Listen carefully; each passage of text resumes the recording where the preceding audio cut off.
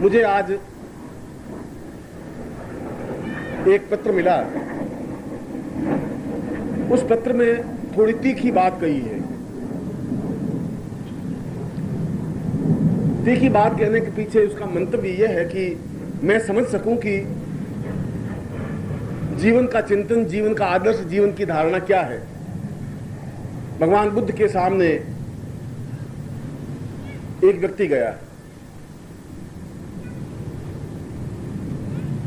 और उसने कहा कि आप बुद्ध हैं और आपने बोधिसत्व प्राप्त किया है, एक उच्च कोटि का ज्ञान प्राप्त किया है, आपने एक आत्म तत्व को प्राप्त किया है, मगर मैं ये जानना चाहता हूं कि ये सब ऊपरी दिखावा है आपका या कुछ वास्तविकता है, या केवल अपने शिष्यों के सामने ढोंग कर रहे हैं, या केवल शिष्य हैं उनके सामने ऐसा बता रहे हैं।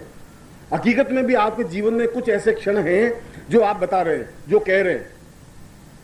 वास्तव में बुद्धत्व तो आपके अंदर है या केवल ऊपरी दिखावट है? यह प्रश्न उस आदमी का नहीं था। यह प्रश्न आज भी सैकड़ों लोगों की जुबान पर है। मेरे बारे में भी ऐसा प्रश्न किया जा सकता है। और कोई साधु हो, कोई संत और कोई सन्यासी, चाहे शंकराचार्य हो, चाहे महावीर हो, चाहे कबीर हो, चाहे तुलसी हो, इस प्रकार के प्रश्न तो उन लोगों के हृदय से उठेंगे ही जिन लोगों के हृदय में पाखंड है, ढोंग है, छल है, कपट है। जो है वह तो दिखेगा ही, दिखेगा तो व्यक्त करने की ताकत है उसमें, यह अच्छी बात है। बुद्ध ने कहा कि तुम जो कह रहे हो वो बात तो सही है, मगर अब इस प्रश्न को करने से फायदा भी क्या? मैं तो बौद्धित्व तो प्राप्त किया हुआ हूं और मैं बहुत बड़ा ज्योतिषी भी हूं, बहुत बड़ा ज्ञानी भी हूं। बुद्ध ने ज्योतिष का बहुत बड़ा अध्ययन किया था और मैं ग्रहों, नक्षत्रों, कालों की गणना कर सकता हूं और मैं बता सकता हूं कि किस मोमेंट में संतान पैदा होगी। मैं यह भी बता सकता हूं, 1000 बार बताया, सही उतरा है कि किस मोमेंट में मृत्यु होगी।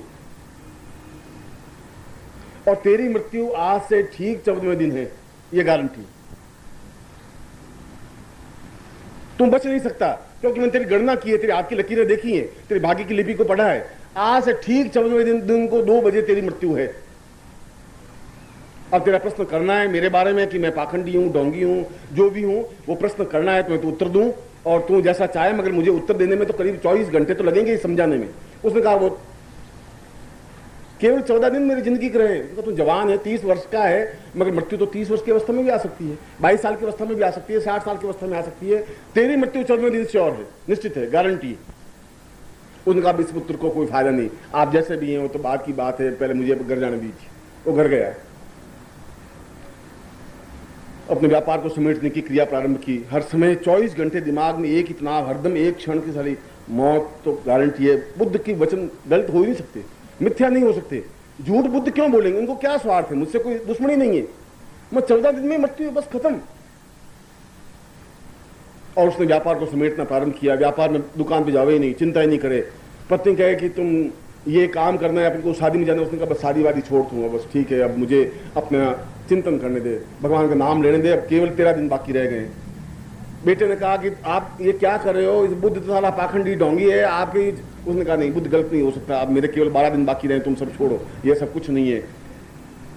सूखने लगा, एकदम चेहरे पे पीलापन छाने लगा, आंख उसके अंदर धंसने लगी, शरीर में कपड़ों का होश नहीं, पहने तो पता नहीं, नहीं पहने तो नहीं पता, बोलना कुछ बात नहीं। प्रेमिका ने आके कहा कि तुम दुकान पे आती नहीं, रोज मैं आपसे बीच में मिलता था क्या? उसने कहा छोड़, प्रेमी प्रेम हो गया सब प्रेम, जितने तेरे साथ जिंदगी बिताई, अब याद रखना, मेरे बाद में 2-4 दिन काले कपड़े पहन लेना, बस ठीक है, तुम अपनी जगह, मैं अपनी जगह, बस खत्म, तू ज्यादा रह नहीं सकेगी, मेरे तो 11 दिन बाद मौत है। आस पड़ोस वाले पूछने आए क्या हुआ, बीमार कैसे पड़े? वो खाट में पड़ गए। हरदम 24 घंटे दिमाग में एक ही बात की, जब मृत्यु है तो सारी बात समाप्त करो। एक आदमी को भेजा हरिद्वार से गंगा जल ला, गंगा जल से स्नान किया। साधु के भी उस मंदिर गया नहीं था, वो रोज भगवान शिव के यहाँ जाने लगा, जल चढ़ाने लगा, घर में मूर्ति स्थापन की, घर में बैठा, पूजा की, प्रार्थना की, पत्नी को समझाया कि सब बेकार है, इस जिंदगी में कोई रस नहीं है, कोई सार नहीं है, बेटे कोई मेरे साथ थोड़ी जाएंगे, ये कफन में ओढ़ूंगा तो कफन भी साला डोम खींच के ले लेगा। उसने कहा कि ये आदमी ऐसा कैसे हो गया, जो भौतिक पूरा घोर स्वार्थी, भौतिक सारा डंडी मारने वाला बनिया, ये आया कहां से? ऐसा हुआ क्या इसको? 8 दिन रह गए, 7 दिन रह गए, 6 दिन रह गए, खाट में उड़ गए। डॉक्टर आवे, इलाज करे, वैद्य दवा देखे, उसको दवा कोई लगे नहीं, उसके 24 घंटे तनाव, जिंदगी में एक ही चिंतन, एक ही विचार की जब बचना ही नहीं है तो अब इतना महल, ये मकान, ये 7 खंडे वाला 2 मकान नए बना रहा था, उसको बंद करवा दे, कोई फायदा नहीं, बेटे हैं सपूत तो बनाएंगे, कोई मतलब नहीं। एक ब्राह्मण को बुलाया, उसने दान दिया, दक्षिणा दी, उसने कहा कि ये, पत्नी ने कहा तो आप क्या करोगे, उसने कहा कि मेरे साथ पुण्य जाएगा, ये कुछ जाएगा नहीं। 14 दिन आ गए, 10 बजे, 11 बजे, 12 बजे, उसको नीचे पड़ा हुआ खाट पर, आस पास में पत्नी खड़ी, बेटे खड़े, बहुएं खड़ी, नौकर खड़े, मुनीम खड़े। 1 बज गया, 1 घंटा बाकी है मृत्यु का। बिल्कुल पीला चेहरा, उठने की हिम्मत नहीं, पानी पीने की हिम्मत नहीं, कोई चाह नहीं, मन में किसी प्रकार की भावना नहीं। और ठीक 2 बजने में 5-7 मिनट बाकी रहे, बुद्ध आए। उसने कहा क्या बात है, एकदम हुआ क्या तुझे, ऐसा पीला? उठने की उसकी हिम्मत नहीं, शरण छुए। उसने कहा कि तूने मुझे प्रश्न पूछा था कि मैं पाखंडी हूं या नहीं हूं। उसने कहा महाराज अब उस प्रश्न से, उसने कहा नहीं, मुझे तो एक बात बता कि इन 14 दिनों में तेरे मन में कभी पाप करने की इच्छा आई, कभी स्वार्थ बनने की इच्छा आई, किसी को चक्कू मारने की इच्छा हुई, कभी घृणा करने की इच्छा हुई, कभी किसी लड़की को भगाने की तेरे मन में? उसने कहा महाराज 14 दिन मृत्यु, अब लड़की को भगा कर अब मैं क्या करूंगा, और मैं दुकान पे नहीं गया, डंडी नहीं मारी, मैंने कुछ किया ही नहीं, गुरु जी मुझे क्या करना, किसी से लड़ाई नहीं की, क्या लड़ाई करने से क्या फायदा, पड़ोसी से तो लड़ता था रोज। उनका कोई मतलब नहीं, अब तो केवल 5-7 मिनट बाकी रहे। उसने कहा देख, मैं भी मृत्यु को हर क्षण अपने पास ही देखता हूं, इसलिए मैं भी पाप नहीं कर सकता। तू मृत्यु को समझ रहा था 60 साल बाद, इसलिए पाप छल कर रहा था, और मैं हर क्षण अपने पास मृत्यु को देखता हूं। और जो व्यक्ति हर क्षण अपने मृत्यु को समझता है, क्रिया करता है, वो छल नहीं कर सकता, वो पाखंड नहीं कर सकता, वो ढोंग नहीं कर सकता, वह साधु बन सकता है। तुम में मुझ में इतना ही अंतर है। तुम जिस चश्मे से मुझे देखते हो, बस उसमें अंतर इतना ही है। मैं मृत्यु को अपने सामने बिल्कुल स्पष्ट देखता हूं, इसलिए तुम्हारी नजर में तुम्हारा मतलब 60 साल की उम्र, तुम सोचते हो मृत्यु बहुत दूर है, इसलिए तुम पाप कर सकते हो, घृणा कर सकते हो, और मेरे प्रति दुर्भावनाएं रख सकते हो, मेरे प्रति दुश्चिंताएं रख सकते हो। मैं अगर कहीं भी जाऊंगा, किसी मिलूंगा, कुछ है ही नहीं, न पत्नी है, न बंधु है, न बांधव। पत्नी से मिलता हूं, वो भी पत्नी से मिल रहा था, बेटों से मिल रहा था, हिसाब किताब भी देख रहा था, अनासक्त भाव से। ये अनासक्त भाव जीवन का तब आ सकता है जब आदमी उस स्तर का पहुंच सकता है। और ये अनासक्त भाव जीवन का आवश्यक तत्व है। जिसको इस बात का एहसास है कि मृत्यु तो है ही, रावण और बाणासुर जैसे व्यक्ति चले गए तो मृत्यु तो आएगी, अगर वो मृत्यु को नहीं रोक सके तो मैं भी मृत्यु को नहीं रोक सकूंगा। जो पैदा होता है वो समाप्त होगा ही, वो समाप्त होना ही चाहिए, वो समाप्त होगा तो नया खिलेगा। मगर जो हर क्षण इस चिंतन को करता है वो पाप नहीं कर सकता, वो छल नहीं कर सकता, उसके आंख में विकार नहीं आ सकती, उसको धोखा नहीं दे सकता, वो किसी प्रकार की किसी के प्रति दुर्भावना नहीं रख सकता। और बुद्ध कह रहे हैं कि शिष्यों को बता रहा था बुद्ध कि तुम्हारे और मेरे बीच में अंतर इतना ही है। तुम्हारे मन में वासना, विकार, गंदगी, झूठ, छल, कपट के पीछे कारण ये है। मैं भी उस प्रश्न करने वाले को बुद्ध का उपदेश देकर के समझा रहा हूं, बुद्ध के एक उदाहरण के माध्यम से समझा रहा हूं। प्रश्न उसने भी ऐसा ही किया है, मैं उस तथ्य को, उस चिंतन को ही आपको समझा रहा हूं। ये अलग बात है कि तुम्हारे आंखों के ऊपर चश्मा एक अलग चीज है, तुम एक दूसरी नजर से देखते हो। एक नेताजी ने गाय खरीदी, गाय खाली ऐसे की घास खावे ही नहीं। नेताजी के यहां से गाय आई, वहां तो हरी हरे चारा चलने वाली, वो किसान ने खरीदी। अब घास खावे नहीं, पास में खड़े रहे नहीं, लात मारे, भूखे मरने लगी। उस आदमी ने कहा मैंने 1400 रुपये में गाय खरीदी, गाय कुछ खाती नहीं है घास। अब नेताजी तो रोज हरी हरी चना उसको खरवाते थे, बहुत अच्छी घास खिलवाते थे, मैं कहां से लाऊं? पड़ोसी को जाके पूछा, 3 दिन से गाय कुछ खा नहीं रही है।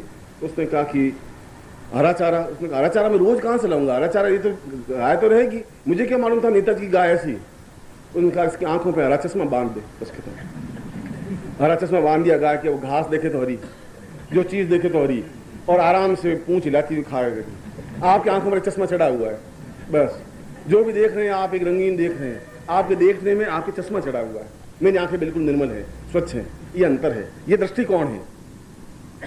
इसीलिए इस श्लोक में एक और नवीन बात जब मैं दीक्षा दे रहा हूं आपको, दीक्षायाम मृतमस्नुते ही।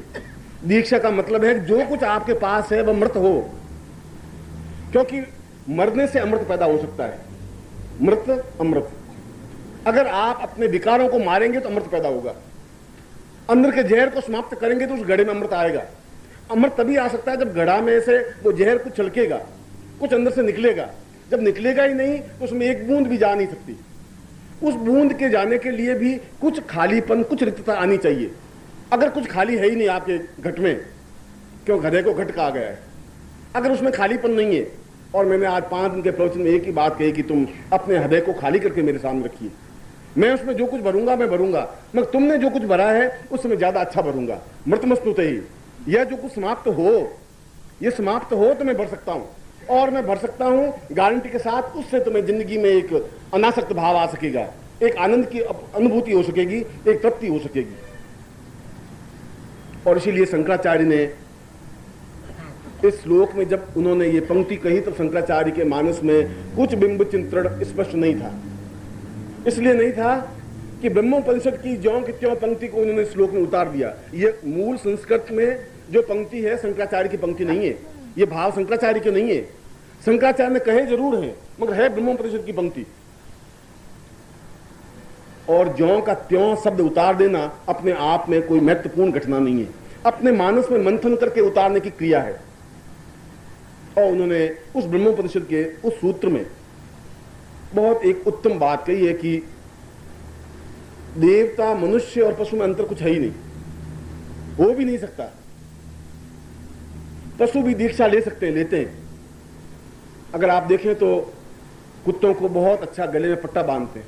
अगर आपने तो हिंदुस्तान में, तो मैं नहीं कह सकता, अगर आप बंबई चले जाएं तो आपको बहुत अच्छे कुत्ते मिलेंगे, पिम्मी पिल्ली गले में लटकाए हुए, बगल में दबाए हुए, 24 घंटे उसी को लटकाए हुए रखते हैं। और अभी महीने भर पहले आपने न्यूयॉर्क की एक न्यूज नहीं पढ़ी, अखबार में बहुत अच्छी न्यूज आई थी। समाचार था कि एक पति पत्नी में बहुत झगड़ा, और अगर झगड़ा नहीं हो तो फिर पति पत्नी हुई कैसे? पति पत्नी का मूल स्रोत, आधार यही एक झगड़ा हो तो पति पत्नी है, ये कन्फर्म है। एक होटल पे गए, एक होटल में पति पत्नी दोनों गए, उसकी दूसरी शादी थी। तो पति थे बेचारे 45 साल के, पत्नी थी 22 साल की, 20 साल की। तो मैंने देखो डाउट हुआ, चले वाइफ है कि नहीं, कुछ पता नहीं। तो उसने कहा कि आप दोनों पति पत्नी हैं। पत्नी कहा बोलते क्यों नहीं, शर्म नहीं आती तुम्हें? बोलते हो क्या, या मर गए, सांप सूंघ गए, क्यों नहीं बोलते? मालूम पड़ गया तुम पत्नी है, गारंटी। इसमें कुछ पूछने की जरूरत नहीं, अब मैं कन्फर्म हो गया, ये कन्विंस। इतना बोलने की ताकत पत्नी में ही हो सकती है। अगर ऐसा बोले नहीं तो पत्नी बन ही नहीं सकती। वहां पति पत्नी में झगड़ा था ही। तो पति ने जब मरा तो उसने कहा इस रांड को मैं अकल दूंगा, ये रांड जिंदगी भर मेरा खून पीती रही है। उसने अपना सारा धन, $10 करोड़ थे, वो अपने कुत्ते के नाम लिख दिए कि $10 करोड़ कुत्ते को दिए जाए, और पत्नी को केवल ₹100 गुजारे के लिए हर महीने दिए जाए। वो तो मर गए। अब बड़ी प्रॉब्लम है। अब वसीयतनामा लिखा हुआ कुत्ते के नाम, $10 करोड़, और यहां $100, सिर्फ $100 से कैसे होगा? उसने वकीलों से राय ली। वकीलों ने कहा एक ही तरीका है कि आप इस कुत्ते से शादी कर लें, तो आप इसकी पत्नी बन जाएंगी, पत्नी बने संपत्ति का अधिकारी बन जाएंगे, उसमें कोई लंबी चौड़ी बात ही नहीं है। और उसने कोर्ट में जाके कुत्ते से शादी की। तो तुमसे ज्यादा सौभाग्यशाली लोग दुनिया में बैठे हैं, कोई नई बात नहीं है, दीक्षा उनकी भी होती है। जीवन के उसमें एक बात कही गई, उस ब्रह्मोपनिषद में यह कहा गया कि पशु उसको कहते हैं जो शरीर से तृप्ति अनुभव कर लेते हैं, जो शरीर से काम वासना के अनुभव कर लेते हैं, तृप्ति, भोजन की तृप्ति केवल शरीर से कर लेते हैं, वे पशु हैं। मनुष्य जहां मन से तृप्ति अनुभव करते हैं उसको मनुष्य कहते हैं। यह अंतर, मूलभूत अंतर यह है। पशु को अगर खाना खिला दें अच्छा तो तृप्ति अनुभव कर लेगा। यदि एक भर्तृ ने कहा है कि कृष काण खंज श्रवण रहिता पुच्छ विकलो मही पूय क्लिन्न क्रमिकुल सतेरावर्तनु क्षुधा क्षामो जीर्ण पिछ रज कपाल अर्पित गलह श्रुति मनवेति स्वाम हतमपि च हन्ते मदन। कुत्ता कितना, और पशु और कुत्ते में कुछ डिफरेंस नहीं है। वो भर्तृ कह रहा है कि काणा है, कृष है, खंज खाज है, उसके बाद भी वो उस कुत्ते के पीछे भागता रहता है जिंदगी भर, एक ही चिंतन है। इससे ज्यादा